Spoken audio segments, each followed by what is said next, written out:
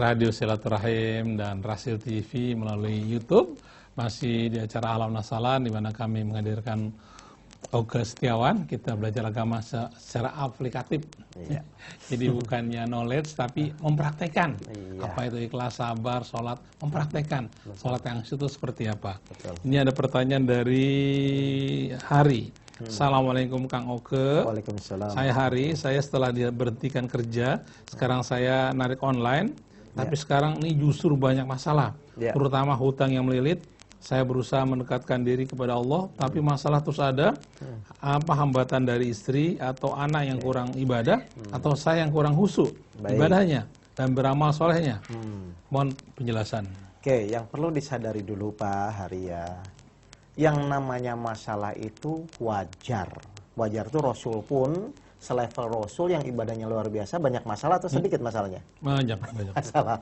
Artinya itu sesuatu masalah itu wajar. Jadi kalau wajar itu ya sudah terima dulu wajar, gitu loh. Yang kedua baru kita cek untuk apa sih kok Allah memberikan masalah kepada kita tuh untuk apa? Kan tadi Pak Hari bilang untuk mendekatkan diri kepada Allah. Pertanyaan saya, kalau nggak ada masalah bisa nggak mendekatkan diri? Enggak. Jadi masalah itu ada, memang tujuannya untuk mendekatkan diri. Nah, pertanyaannya ketiga adalah bagaimana caranya supaya masalah kita bisa diselesaikan, kan gitu ya? Nah, ternyata caranya tuh harusnya juga mudah. Mudah tuh apa? Yang pertama, tolong menerima dulu ketentuan apapun yang sudah terjadi. Artinya, kan tadi Pak Hari bilang katanya apa? Oh, anak saya, istri saya, itu kan masih menjadi hambatan kan? Benar nggak? Kalau sesuatu itu masih menjadi hambatan, biasanya sulit Allah menyelesaikan. Karena Allah hanya ingin melihat ketaatan hambanya. Makanya lihat di surat yang tadi, di pembahasan ikhlas kan, tidak aku ciptakan dan tidak aku ciptakan jin dan manusia, melainkan hanya untuk mengabdi kepadaku. Berarti kan Allah ingin semua manusia itu mengabdi. Kalau mengabdi itu kira-kira mengikuti aturan Allah atau protes? Tidak protes ya. Tidak protes, harus mengikuti. Jadi hal langkah pertama adalah terima dulu. Ya Allah, saya terima. Sudah, terima dulu, barulah yang kedua stepnya. Kita setelah menerima, yang tadi saya bilang, ciri orang ikhlas itu kan harus plong. Kalau Pak Hari bisa plong dalam menerima kondisi ini, barulah silahkan berdoa. Dan biasanya setelah itu barulah Allah merubah. Tapi kalau selama Pak Hari misalnya masih, kok begini, masalah banyak ini, udah menerima belum? Belum. Plong nggak? Belum. Udah, susah. Jadi yang pertama, yang penting terima dulu sampai plong pada titik itu. Bagaimana caranya? Ya harus berlatih memang. Jadi masalah-masalah yang datang ke Pak Hari, tolong jangan dijadikan suatu beban. Itu memang suatu cara supaya Allah mendekat kepada Pak Hari. Oke, ini selanjutnya dari hamba Allah. Assalamualaikum Kang Oge. Bagaimana cara cepat melunasi hutang, apalagi hutang ke rentenir?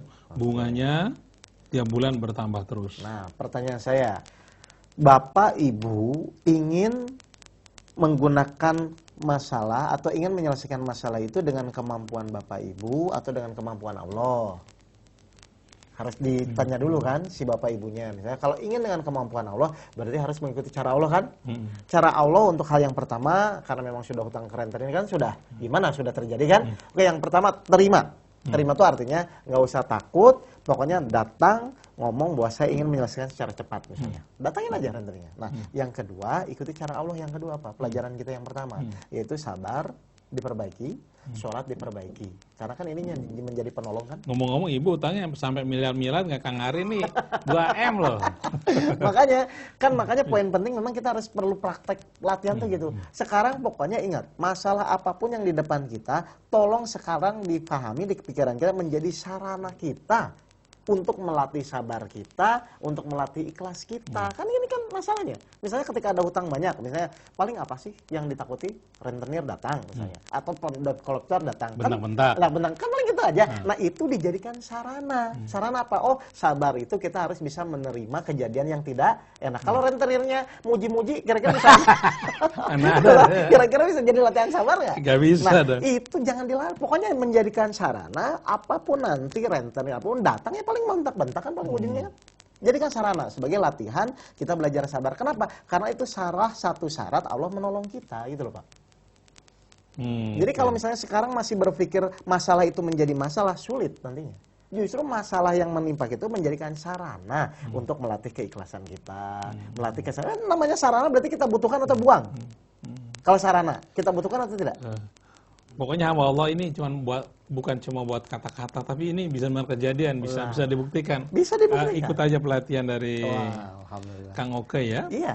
Kemudian assalamualaikum Kang Oke, bagaimana caranya agar saya dapat mengerem niat saya ketika akan melakukan dosa? Oke. Atas jawaban, terima kasih atas jawabannya, kami aturkan terima kasih. Biasanya memang caranya yang paling mudah itu mulai praktek sholat khusyuk, Pak. Dari situ awalnya. Karena kan sholat ini kan 5 kali dalam sehari. Nah ini ngontrolnya cepat, tapi memang harus sholat seperti apa? Yang memang yang sudah biasa saya sampaikan ya, yang kayak pengajian kemarin. Itu caranya gitu. Karena kalau sholat cuma sekedar menggugurkan kewajiban, itu nggak ada bentengnya, Pak. Nggak ada kekuatannya. Makanya ikut aja pelatihan sholat khusyuk. Oke, baik, kita terima telepon lagi. Halo, assalamualaikum. Waalaikumsalam warahmatullahi Ya, dengan siapa ini, maaf? Dari Pak Cidio Sofyan. Pak Sofyan. Ya, Keranggan Cibubur. Oh, silakan Pak Sofyan. Ya, assalamualaikum Pak Sofyan. Assalamualaikum Kang Oke. Waalaikumsalam warahmatullahi wabarakatuh. Saya sakit mata. Ya, mau minta tolong sama-sama doa sama Allah dituntun untuk pengobatannya. Sakit mata. Oh, sakit mata. Matanya ya. kenapa, Pak?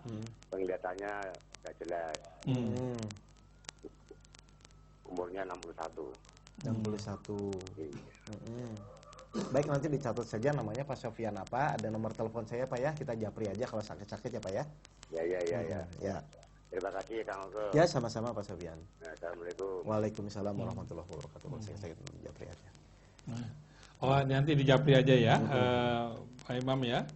Sudah. Telepon aja ke kamu, nanti didoakan telepon ke Kang Oke tadi nomornya 0878331196 ya, Kang Sofyan ya, 0878831196.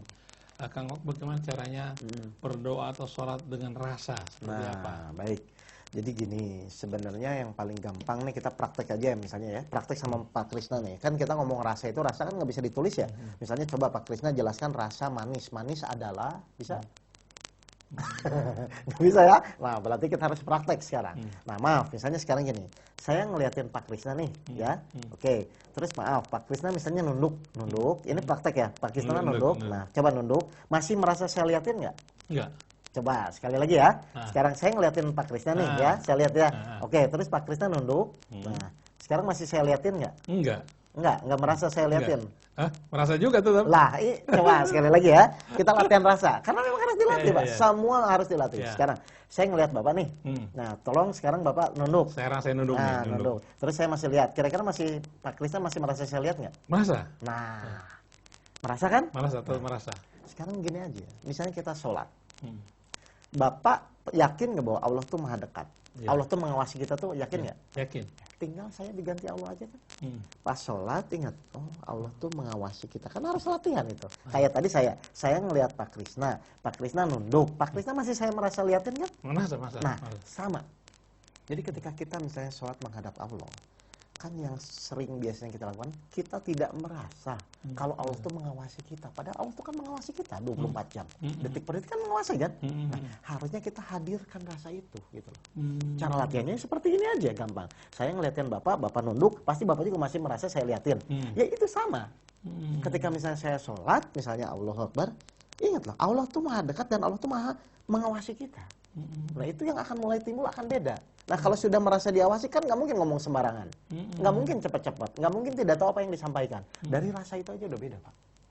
Nah memang orang selama ini tidak pernah melatih itu. Padahal ada latihannya. Di ridho Allah tuh ada. Guru kami itu menyampaikan komplit sekali Pak. Mulai dari metode, caranya, melatih rasa dan lain-lain. Nah ini memang harus kita bahas. Cuman masalahnya kalau misalnya bicara masalah melatih rasa dan lain, memang kita harus face to face gitu. Sulit memang kalau bagaimana rasa itu harus selalu berada, harus terasa bagus. Dari ujung ke ujung. Nah, makanya mulai dilatih kayak tadi. Misalnya anggap sholat, misalnya kita anggap, oh saya mau sholat, ini saya diawasi Allah. Berarti kalau misalnya saya mulai memunculkan rasa diawasi Allah, kira-kira pakaian sembarangan atau enggak? Enggak. Dari situ aja muncul, pakaian pasti berubah. Terus kedua, saya merasa diawasi Allah. Berarti pas Allahu Akbar, terus baca surat, Itu kira-kira bakal cepat-cepat atau perlahan-lahan? Perlahan-lahan, karena ingin berlama-lama ya. Otomatis, Pak. Makanya nanti di sholat tahap lanjutan kita akan bahas masalah rasa itu. Karena orang selama ini ngomong nggak pakai rasa, benar nggak? Baca Al-Fatihah pun ya pokoknya baca. Padahal di situ saya bilang kan dulu di Al-Fatihah itu ada 3 poin kan, ada sikap memuji, pernyataan dan doa. Kan itu rasa semua. Misalnya kayak saya misalnya sikap memuji, Pak Krisna orangnya baik ya, kan beda dengan pernyataan Pak Krisna besok saya datang, kan beda. Nah itu harus mulai melatih, Pak. Jadi di dalam membaca Al-Fatihah memang kita harus latihan juga gitu loh. Kalau enggak nanti kering terus gitu loh. Kayak kita baca nggak ada maknanya gitu loh, Pak. Kan baca puisi itu dengan penghayatan lagu. Tapi ada beberapa ini murid yang ikut Kang Oke ini yang pendengar hasil, mereka baru kok pada terpenuhi semuanya ya. Nah, yang utangnya selesai, yang penyakit selesai. Ya. Padahal kan belum sampai kepada rasa apa. Kenapa lalu langsung Allah penuhi itu? Lah, sekarang kan hadisnya jelas, hadis Qudsinya jelas. Kalau kamu 1 melangkah, Allah berlari. 1 langkah, Allah 10 langkah. Karena Allah memang juga sayang kepada kita dan ingin juga kita masalahnya selesai, ya Allah sambut. Dengan Bapak mulai saja memperbaiki. Meskipun belum total, mulai memperbaiki saja, otomatis kan Allah udah langsung dipenuhi ya? Ya pasti seperti itu. Makanya sudahlah, nggak usah takut lah. Allah tuh sangat maha-maha, sudah tidak terukur. Pokoknya kasih sayang sudahlah. Pokoknya rugi kalau kita misalnya jauh dari Allah, rugi. Jadi Iwan Danawat ini subhanallah luar biasa nih. Banyak pendengar hasil yang baru saja dengar langsung mempraktekkan bagaimana sholat khusyuk, sabar, lalu terpenuhi apa yang dia betul diharapkan. Yang tadinya utangnya terbayar, yang tadi sakit-sakitnya sembuh, yang rumah tangga tadi cekcok jadi harmonis, rukun, itu subhanallah ya. Betul. Dan Allah tuh kan ingin menunjukkan. Padahal baru belajar, baru dengar dari hasil, langsung dia praktekin kok bisa sembuh, bisa terpenuhi. Sekarang gimana gini, tuh? hukum dari mana? Orang membunuh 99 kali minta ampun, tobat masuk surga, coba. Lah hukum dari mana? Manusia kan belum tentu gitu. Lah karena kasih sayangnya Allah seluas lautan dan samudra kan bisa saja kan. Apalagi ini kita benar-benar serius memperbaiki ibadah kita. Ini batas utang ada batasan nggak? Kenapa? Ada sebatas nggak seberapa? Ada miliar, ada... Lah kan kalau Allah yang nolong tidak ada batas. Kadang-kadang kita membatasi diri kita dengan kemampuan diri kita kan. Masalah itu biasanya menjadi berat, menjadi kecil, menjadi besar kan berdasarkan kemampuan kita. Padahal kan tidak ada batas. Kalau Allah yang menolong, mau besar mau kecil pasti terselesaikan. Kalau misalnya untuk orang gangguan jiwa, bisa nggak disembuh? Insya Allah. Tapi itu mungkin ke guru saya lah. Nah, nanti ke guru saya lah kalau hal-hal Pak yang Anton Basuki ya.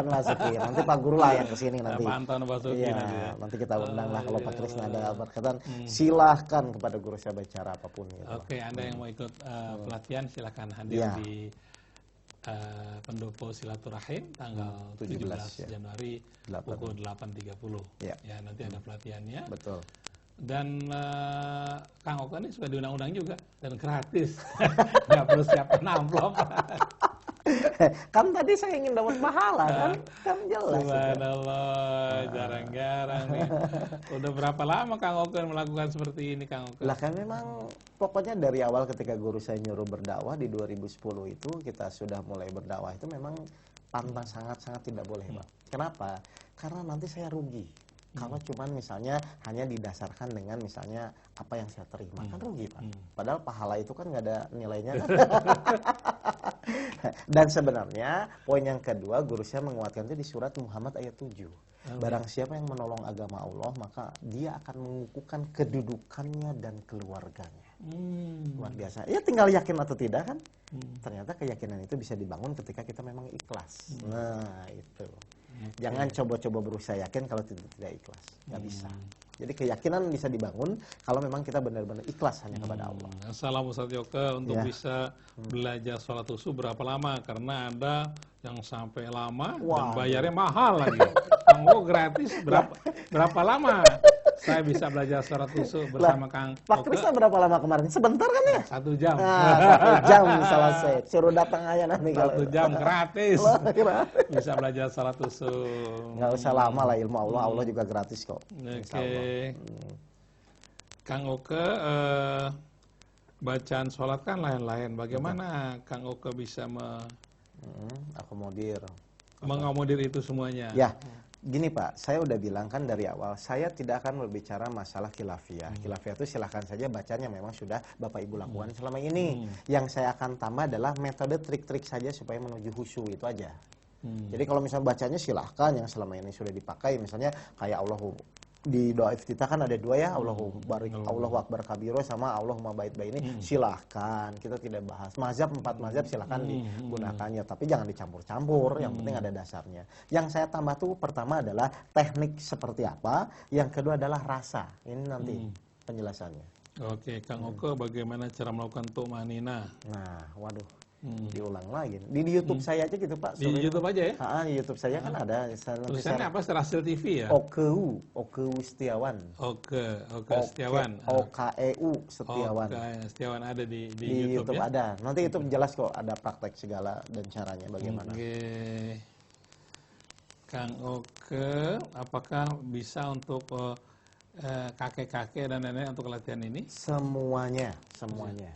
Mau kakek-kakek nenek. Kan kalau gitu nanti kasihan, hanya anak muda aja yang khusyuk, kan kakek-kakek nenek juga perlu sholat khusyuk. Untuk ada anak-anak juga ada ya? Anak-anak, cuman kalau anak-anak memang kita sebatas hanya menjelaskan untuk pelan membaca. Ya memang ada trik-triknya lah, kalau ke anak-anak kan nggak seperti orang tua. Mungkin nggak sampai kerasa lah kalau anak-anak. Oke, ada minta nomor teleponnya lagi. Udah disebut-sebut tadi. Oke, Kang Oke, ini nomornya. Oke Setiawan nomornya ya. 087 88 33 11 926. 087 88 33 11 926 atau ke Kang Teddy 0819 282 15888. Kang Teddy juga ini tadinya banyak masalah ya, utang segala rupa lah. Pokoknya dengan melakukan itu sholat khusyuk dan sabar, alhamdulillah. Sekarang sudah utang-utangnya terpenuhi, keluarganya tentrem, rezekinya lancar, alhamdulillah. Kang Teddy senyum aja deh. Ya oke, Setiawan 08788 33 11926. Kang Oke, kita sudah dibatasi waktu. Nanti kita ketemu lagi tanggal 17 Januari di Pendopo Silaturahim Pengajian Umat, latihan sholat khusyuk bersama Kang Oke dan juga sabar dan juga sholat. Apa tuh iman, apa itu ihsan? Masih banyak lah pokoknya. 7 metodenya. Oke, terakhir ada yang mau disampaikan? Mungkin gini, terima kasih ya. Jadi bapak-bapak, ibu-ibu, hal yang harus pertama Bapak Ibu sadari adalah Allah tuh menginginkan kita hidup di dunia itu bahagia. Itu yang pertama. Yang kedua, kalau kita tanya pun kepada Bapak Ibu, pasti Bapak Ibu pun ingin hidup bahagia. Berarti harusnya kan Allah menginginkan kita hidup bahagia. Kita pun ingin hidup bahagia. Kan sama kan harusnya tujuannya. Harusnya kan bahagia itu mudah kan? Nah, berarti kalau bahagia mudah itu tinggal sekarang, kalau misalnya masih sulit kan tinggal bagaimana caranya. Nah, caranya insya Allah nanti kita kupas lagi di pengajian-pengajian atau pengajian berikutnya lah seperti itu.